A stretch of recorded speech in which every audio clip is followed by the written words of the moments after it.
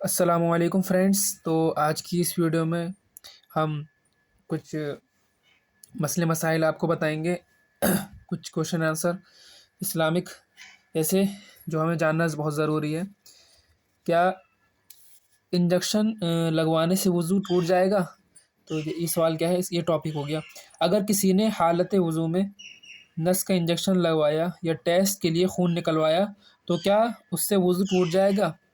تو دو چیزیں اس میں ہیں، اگر انجیکشن لگوایا، نس کا انجیکشن لگوایا یا خون ٹیسٹ کرایا تو اس سے وضو ٹوٹ جائے گا یا نہیں ٹوٹے گا؟ تو دیکھیے، نس کا انجیکشن لگا کر پہلے اوپر کی طرف خون کیا ہے کھینچتے ہیں، اوپر کی طرف پہلے خون کھینچتے ہیں۔ جب ہم نس کا انجیکشن لگواتے ہیں تو اس سے تھوڑا سا خون کیا ہے اوپر آ جاتا ہے، جو کہ بہنے کی مقدار میں ہوتا ہے، لہٰذا وضو ٹوٹ جاتا ہے، چاہے خون بہے یا انجیکشن میں آئے۔ جو خون آتا ہے وہ بہنے کے کیا ہوتا ہے مقدار میں ہوتا ہے، تو اس سے کیا ہو جائے گا، وضو آپ کا ٹوٹ جائے گا۔ یوں ہی سرنج کے ذریعے ٹیسٹ کرنے کے لیے خون نکالنے سے وضو ٹوٹ جاتا ہے، کیونکہ یہ بہنے کی مقدار میں ہوتا ہے۔ اگر بہنے کی مقدار میں نہیں ہے، اتنی کوانٹٹی میں آپ کا بلڈ نہیں ہے، تو اس سے کیا ہوگا، وضو نہیں ٹوٹے گا۔ لیکن اتنا بلڈ سرنج میں آ جاتا ہے، اس سے کیا ہو جاتا ہے، وضو ٹوٹ جائے گا۔ کیا ڈرپ لگوانے سے وضو ٹوٹ جائے گا؟ جیسے ہم گلوکوز وغیرہ کی ڈرپ لگواتے ہیں تو اس سے وضو ٹوٹے گا یا نہیں ٹوٹے گا؟ اگر حالت وضو میں کسی نے گلوکوز وغیرہ کی ڈرپ لگوائی تو کیا اس کا وضو ٹوٹ جائے گا؟ تو اس کا کیا ہے جواب ہے، گلوکوز وغیرہ کی ڈرپ نس میں لگوانے سے وضو ٹوٹ جائے گا، کیونکہ بہنے کی مقدار میں خون نکل کر نلکی میں آ جاتا ہے۔ جو خون ہوتا ہے وہ بہنے کی اتنا خون نلکی میں آ جاتا ہے کہ وہ بہہ سکے، اس لیے آپ کا وضو ٹوٹ جائے گا۔ کیا مکان بدلنے سے مشکلات آتی ہیں؟ نہیں۔ تو کبھی کبھی ایسا ہوتا ہے کہ کسی مکان میں بہت مشکلات آنے لگ جاتی ہیں، ٹھیک ہے، پریشانی آنے لگ جاتی ہیں، تو لوگ مکان بدل دیتے ہیں۔ تو وہی پوچھتے ہیں، یا پھر کہ دوسرے مکان لیتے ہی پریشانی آنے لگ جائے تو اس کا بتاتے ہیں۔ بعض لوگ جب دوسرا مکان لیتے ہیں اور شفٹ ہو کر کوئی مشکل آ جائے تو کہتے ہیں کہ یہ مکان کی تبدیلی سے ہوا ہے، ایسی بدشگونی لینا کیسا ہے، مطلب کیسا ہے اس کے بارے میں سوچنا۔ کتاب ادب الدنیا و دین الفصل السادس صفحہ نمبر 499 پر حدیث پاک نقل ہے کہ ایک شخص نے بارگاہ رسالت میں حاضر ہو کر عرض کیا، ٹھیک ہے، عرض کی، یا رسول اللہ صلی اللہ علیہ وسلم، ہم ایک مکان میں رہتے ہیں، اس میں ہمارے اہل و عیال کم ہو گئے، یعنی انتقال ہو گئے، تاجدار یا کہیں چلے گئے یا لڑائیاں ہو گئیں۔ تاجدار کائنات صلی اللہ علیہ وسلم نے فرمایا، چھوڑو، ایسا کہنا کیا بری بات ہے۔ اس حدیث شریف سے معلوم ہوا کہ ایسا کبھی نہ کہا جائے کہ مکان کی وجہ سے مشکل آئی ہے۔ اب کون کون سے اوقات ہیں، کون کون سے وقت ہیں جس میں سونا کیا ہے، مکروہ ہے، یعنی آپ کو کیا ہے، سونے کا ثواب نہیں ملے گا، ٹھیک ہے۔ کون کون سے اوقات میں سونا مکروہ ہے؟ دیکھیں، دن کی ابتدائی حصے میں سونا یا مغرب اور عشاء کے درمیان سونا کیا مکروہ ہے؟ جب دن نکل رہا ہو، ٹھیک ہے، اس میں دوپہر کے بعد سو سکتے ہیں، اور مغرب اور عشاء کے درمیان سونا، اور جب سورج نکل رہا ہو، ہے نا، دن کی ابتدا ہو رہی ہو، دوپہر سے پہلے، تو ان وقتوں میں کیا سونا کیا مکروہ ہے۔ کیا عصر کے بعد سونا ممنوع ہے، یعنی منع ہے؟ تو اس کا جواب ہے، جی ہاں، سخت تنبیہ فرمائی گئی ہے کہ چنانچہ مسند ابی یعلی میں حدیث شریف 4897 نقل ہے، فرمایا، جو شخص عصر کے بعد سوئے اور اس کی عقل چلی جائے تو وہ اپنے آپ کو ہی ملامت کرے۔ مطلب کیا فرمایا گیا کہ اگر کوئی شخص عصر کے بعد سوئے اور اس کی عقل چلی جائے، ٹھیک ہے، کیا چلی جائے، عقل چلی جائے، بے وقوف ہو جائے، تو وہ اپنے آپ کو ہی کیا ہے، ملامت کرے۔ اب موت کی تمنا کرنا کیسا ہے؟ دیکھیے، مصیبتوں اور پریشانیوں سے تنگ آ کر موت کی تمنا کرنا کیسا ہے؟ تو دیکھیے، سچے مسلمان کی نشانی یہ ہے کہ وہ آنے والی مصیبتوں اور پریشانیوں پر صبر کرتا ہے، کبھی شکایت بھی نہیں کرتا ہے۔ تو جو بھی پریشانیاں آتی ہیں اس پہ جو مسلمان ہوتا ہے وہ کیا کرتا ہے، صبر کرتا ہے، اور مصیبتوں پریشانیوں سے تنگ آ کر موت کی دعا یا آرزو کرنا سے حدیث شریف میں منع فرمایا گیا ہے۔ تو موت پریشانیوں کی وجہ سے، مصیبتوں کی وجہ سے موت کی تمنا کرنا کیا ہے، ممنوع ہے، منع ہے۔ چنانچہ بخاری شریف میں حدیث نمبر 8671 نقل ہے، نبی پاک صلی اللہ علیہ وسلم نے ارشاد فرمایا، تم میں سے کوئی مصیبت و تکلیف پہنچنے پر موت کی آرزو نہ کرے، اگر ناچار کرنی ہی ہے تو یوں کہے، الہی مجھے زندہ رکھ جب تک زندگی میرے لیے خیر ہو، اور موت دے جب موت میرے لیے بہتر ہو۔ مطلب موت کی تمنا نہیں کریں، بلکہ ایسا کہیں، کیا کہیں؟ الہی مجھے زندہ رکھ جب تک زندگی کیا ہے میرے لیے خیر ہے، اور مجھے موت دے جب موت میرے لیے خیر ہو۔ یہ تمنا آپ کر سکتے ہیں۔ اب کن لوگوں کو صدقات و خیرات دینا افضل ہے؟ ٹھیک ہے، تو دیکھیے تفسیر نعیمی تیسری جلد صفحہ نمبر 134 پر مفتی احمد یار خان نعیمی علیہ الرحمہ فرماتے ہیں کہ صدقات و خیرات ان غریب علماء، طلباء، مدرسین اور دین کی خدمت کرنے والوں کو دینا افضل ہے جنہوں نے اپنی زندگیاں خدمت دین کے لیے وقف کر دی ہیں۔ اگر ان کی خدمت نہ کی گئی اور یہ طلب معاش کے لیے مجبوراً مشغول ہوئے تو دین اسلام کا سخت نقصان ہوگا۔ اگر کوئی علماء دین، مدرسین دین کی خدمت کرنے اگر ہم دین کی خدمت کرنے والوں کو اگر صدقات و خیرات دیں تو وہ افضل ہے، اور اگر ان لوگوں کو دیا جو صرف پیسہ کمانے کے لیے، معاش کے لیے کیا کر رہے ہیں، پڑھا رہے ہیں یا دین کے لیے کام کر رہے ہیں، تو ان کو دینا کیا ہے، نقصان ہے۔ صرف انہی لوگوں کو دیں جو ان سب چیزوں کے علاوہ کیا کریں، خدمت کر رہے ہیں۔ کیا رات کے وقت سرما لگانا سنت ہے؟ تو دیکھیے ہم نے سنا ہے کہ رات کو سوتے وقت سرما لگانا سنت ہے، کیا یہ بات صحیح ہے؟ مفتی احمد یار خان نعیمی علیہ الرحمہ مشکاۃ شریف کی شرح مرات المناجح چھٹی جلد کے صفحہ نمبر 180 پر فرماتے ہیں کہ سنت یہی ہے کہ رات کو سوتے وقت سرما لگائیں۔ دن میں سرما لگانا جمعہ کی نماز کے لیے، عیدین کے لیے سنت ہے، یوں ہی عاشورہ کے دن اور روزانہ شب کو سنت ہے۔ کب سنت ہے؟ جمعہ کی نماز سے پہلے لگا سکتے ہیں، عیدین کے لیے عید کے دن لگا سکتے ہیں، روزانہ رات میں لگا سکتے ہیں۔ تو ان میں کیا ہے، سنت ہے یہ لگانا۔ اب حضرت سلیمان علیہ السلام کے وصال کا پتہ کیسے چلا؟ مطلب ہمیں کیسے پتہ چلا کہ حضرت سلیمان علیہ السلام کیا ہے، وصال کر چکے ہیں؟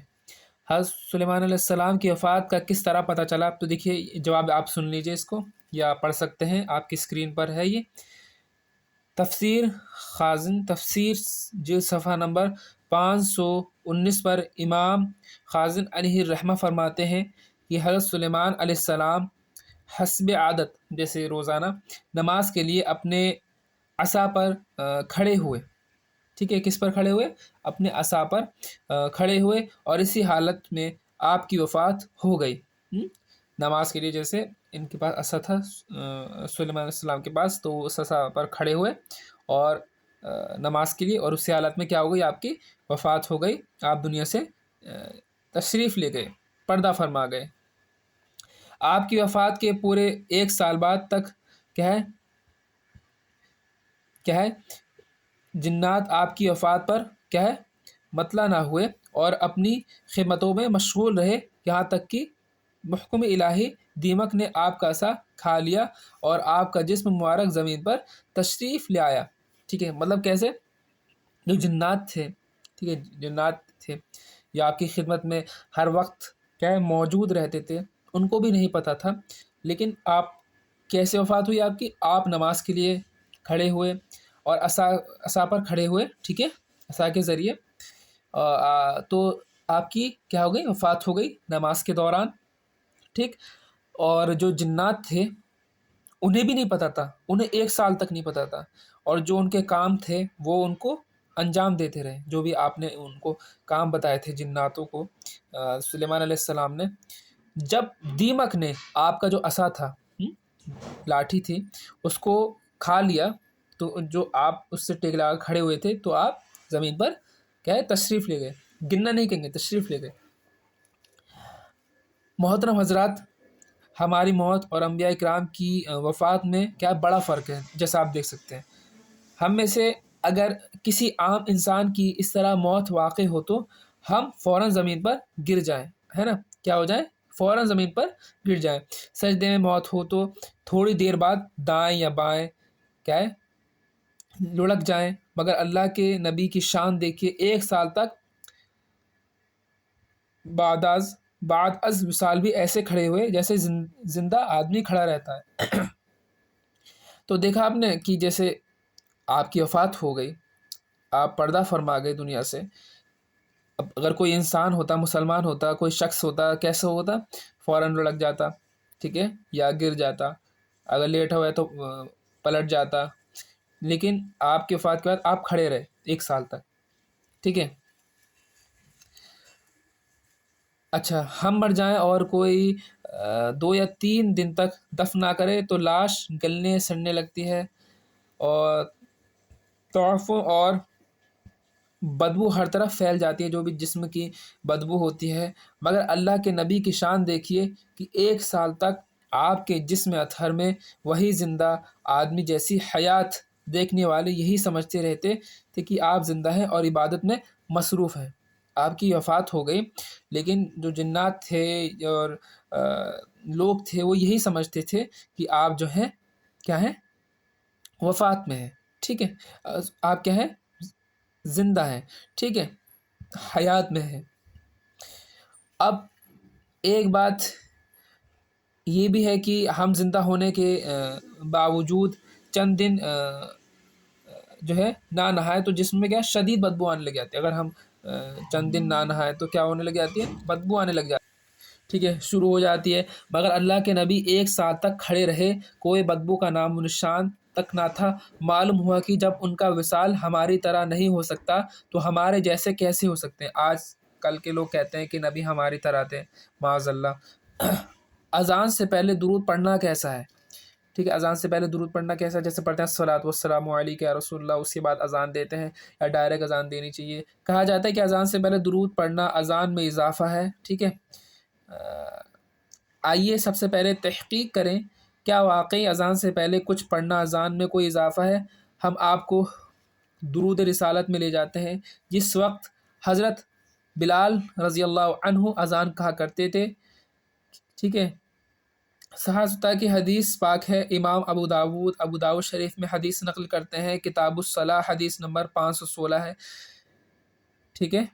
بنی نجار کی ایک صحابیہ نے فرمایا، مسجد نبوی میں میرا گھر سب سے بلند تھا، کیا تھا، سب سے اونچا تھا۔ حضرت بلال رضی اللہ عنہ فجر کی اذان اسی پر کہتے تھے، اذان سے پہلے کہتے تھے، کیا کہتے تھے، دیکھیں، تو بنی نجار کی ایک صحابیہ کیوں کہا، کیونکہ انہوں نے نبی صلی اللہ علیہ وسلم کو دیکھا تھا اور ایمان لائی تھی، اور مسجد نبوی جو گھر تھا ان کا اونچا تھا، اسی پر کیا ہے اذان دیتے تھے حضرت بلال رضی اللہ عنہ۔ تو کیا الفاظ کہتے تھے اذان سے پہلے، وہ آپ دیکھ لیجئے، اللہم انی احمدک واستعینک علی قریش ان یقیموا دینک۔ میں پھر ریپیٹ کر دیتا ہوں، یہ کہتے تھے بلال رضی اللہ عنہ، اللہم انی احمدک واستعینک علی قریش ان یقیموا دینک، اللہم انی احمدک واستعینک علی قریش ان یقیموا دینک۔ پھر اذان کہتے، انصاری نے کہا، خدا کی قسم میں نہیں جانتی کہ حضرت بلال رضی اللہ عنہ نے ایک رات بھی یہ کلمات چھوڑے ہوں، مطلب کبھی نہیں چھوڑے، ایک رات بھی نہیں، ہر اذان میں جو ہے آپ یہ پڑھتے تھے۔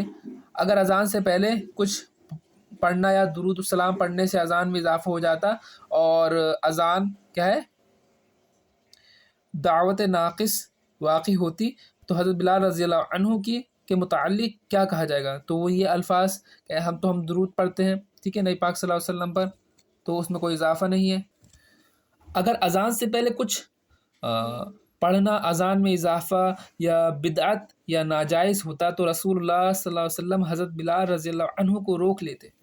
اگر اذان سے پہلے کیا ہے کچھ پڑھنا اذان میں اضافہ ہوتا تو آپ انہیں روک لیتے، بلال رضی اللہ عنہ کو۔ آپ صلی اللہ علیہ وسلم اذان سے پہلے درود و سلام پڑھنے والوں کے متعلق یہ کہا جاتا ہے کہ ان کی اذان کیا ہے अस्सलातु वस्सलाम से शुरू होती है। क्या हज़रत बिलाल रज़ी अल्लाह अन्हु की अज़ान को अल्लाहुम्मा से शुरू समझा जाएगा? तो कश्फुल गमा में इमाम शिरानी अलैहि रहमा फरमाते हैं, रफ्ता रफ्ता अज़ान से पहले दुआ का सिलसिला चलता रहा। ठीक है, अज़ान से पहले क्या चलता रहा?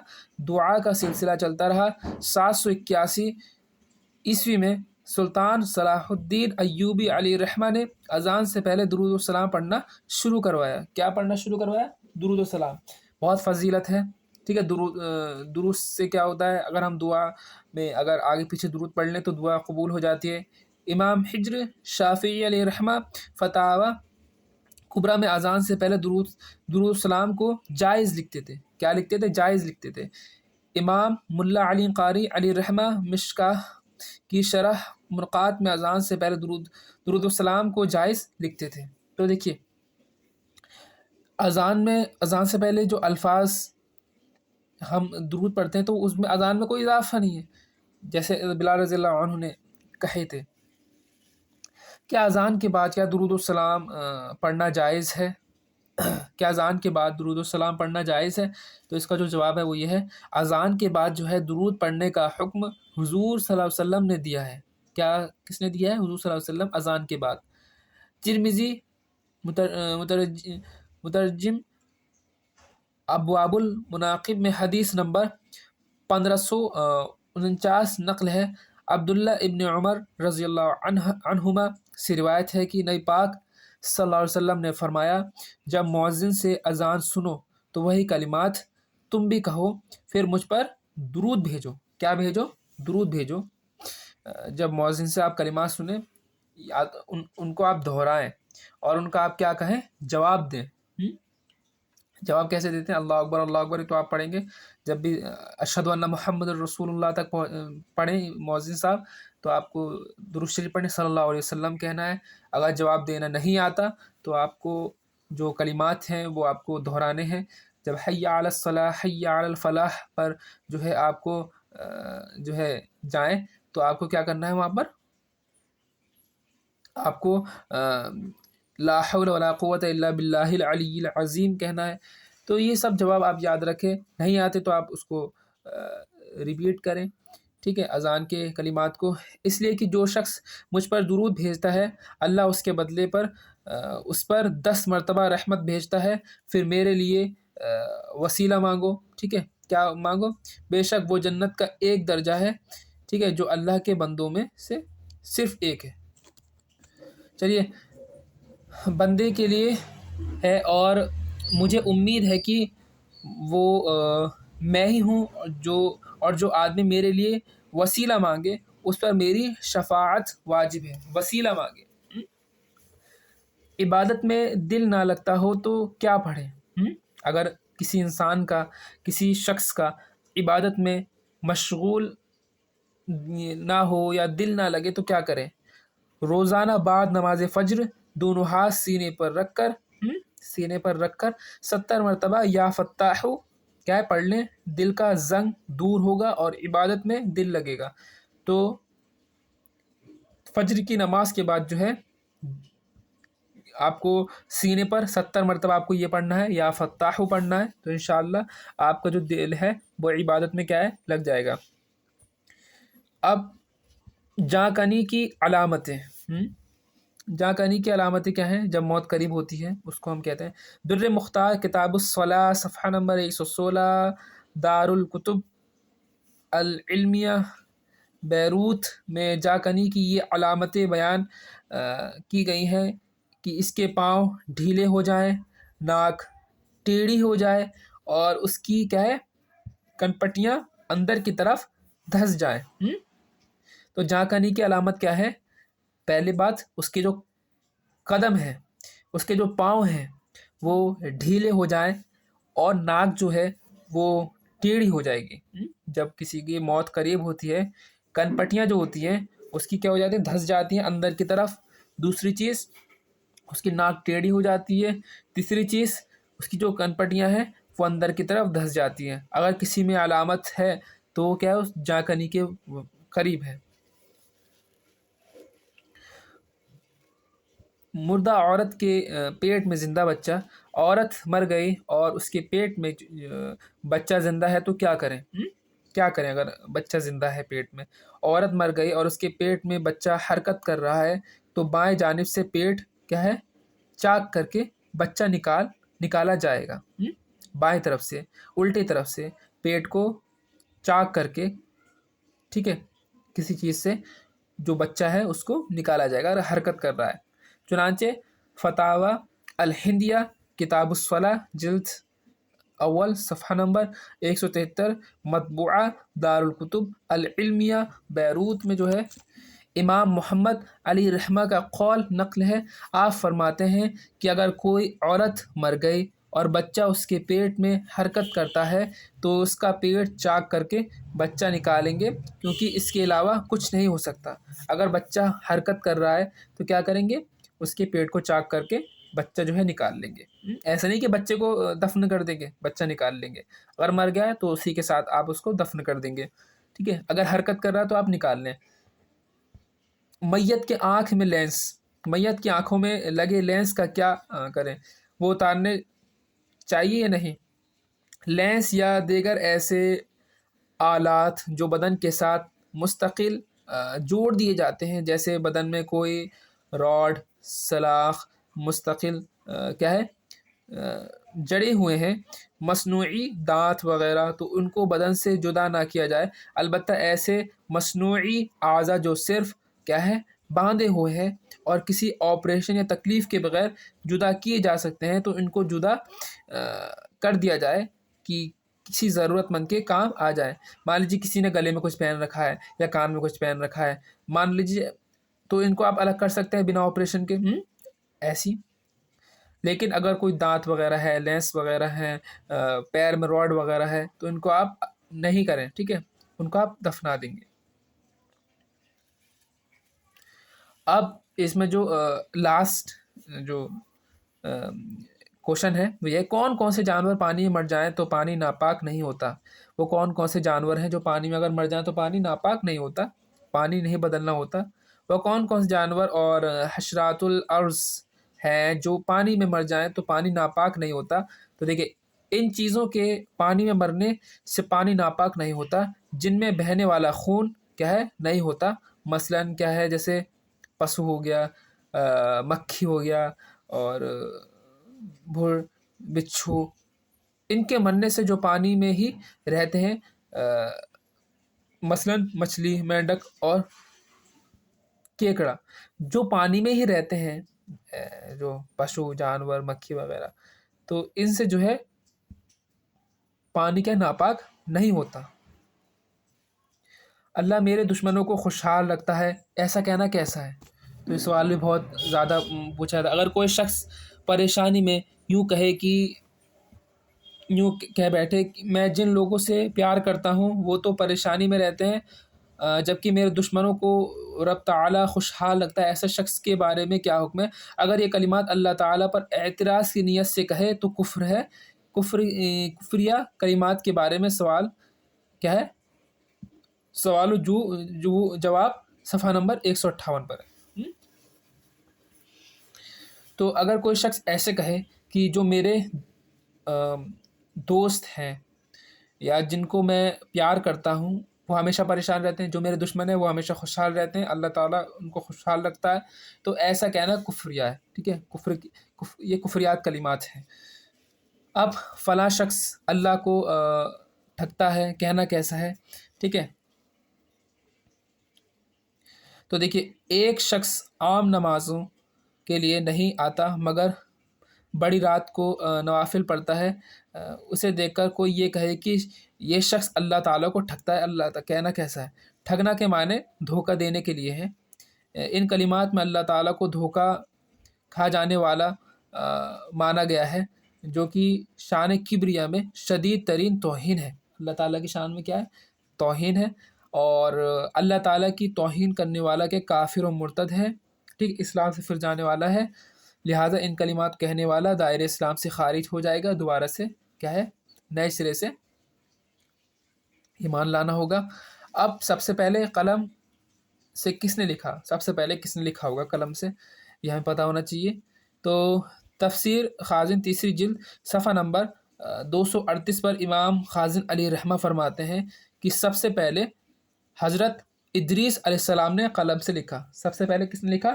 حضرت ادریس علیہ السلام نے قلم سے لکھا۔ اب کاؤنٹر تسبیح انگلی میں پہن کر نماز پڑھنا کیسا ہے؟ کیا پڑھ سکتے ہیں پہن کر یا نہیں پڑھ سکتے؟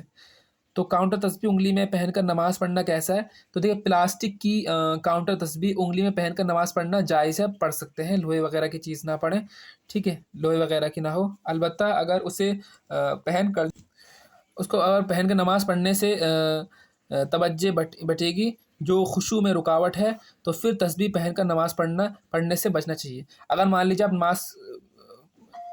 نماز پڑھنے کے لیے اسے پہن رہے ہیں تسبیح، اور اس سے آپ کا دھیان کیا ہے بھٹک رہا ہے، تو اس کو پہننا کیا ہے، نماز پڑھنے سے کیا ہے بچا جائے۔ یہاں ایک بات عرض کرتا چلوں کہ شخصیات مثلا امام اور علماء وغیرہ کاؤنٹر تسبیح انگلی میں پہن کر نماز نہ پڑھیں، کیونکہ عوام ان کی دیکھا دیکھی یہ کام شروع کر دے گی۔ اگر امام وغیرہ اگر پڑھیں گے تو لوگ ان کو دیکھ کر کیا کریں گے، وہی پہننا شروع کر دیں گے۔ اگلی ویڈیو میں ہم آگے کا پڑھیں گے۔ السلام علیکم۔